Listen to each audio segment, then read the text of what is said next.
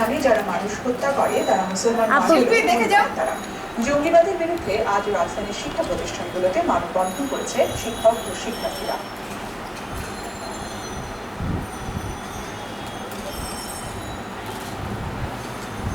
রাজধানীর সকল শিক্ষা প্রতিষ্ঠানের সামনের রাজপথে সকাল 10টায় নেমে আসে ছাত্রছাত্রী ও শিক্ষকরা।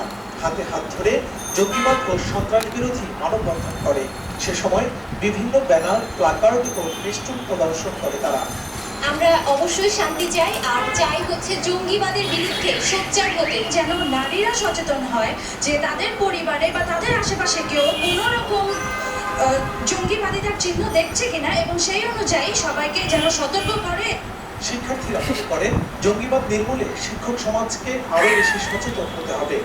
সর্বস্তর থেকে একদম নিচে থেকে আমরা চেষ্টা করে যাব এবং ইনশাআল্লাহ আমরা এটা কামিয়াব হব। এই দেশে সেই শিক্ষাই হবে যে শিক্ষা জঙ্গিবাদের কোনো স্থান নাই। জঙ্গিবাদকে আমরা রুখবো এবং জঙ্গি আর সন্ত্রাস এই দেশে কখনোই স্থান পাবে না। রাস্তাঘাটে চলাফেরা আমরা খুব মনে খুব ভয় নিয়ে চলাফেরা করতেছি, কখন কোন দিক থেকে আক্রমণ করে। নিরাপরাধ মানুষরা কেন এভাবে মারা যাবে? আমরা চাই না, আমরা আমাদের নিরাপত্তাটাই চাই। ইসলামে সন্ত্রাসের স্থান নেই, তাই যারা ধর্মের নামে মানুষ হত্যা করে তাদের কোনো ধর্ম নেই বলেও মনে করেন শিক্ষক ও শিক্ষার্থীরা। আমাদের দেশ যেন জঙ্গিবাদ মুক্ত হয়, আর যেন কখনো গুলশানের হোলি আর্টিজমের মতো এবং শোলাকিয়ার মতো এই ধরনের ঘটনা কোথাও না ঘটে। জঙ্গিবাদ থেমে যাক আর সব জায়গায় হচ্ছে শান্তি আসুক। আজকে যখন আমরা বাচ্চাদেরকে জঙ্গিবাদের বিরুদ্ধে দাঁড় করাচ্ছি, তার মানে তার মধ্যে জঙ্গিবাদের বিরুদ্ধে একটা বীজ প্রথিত করছে।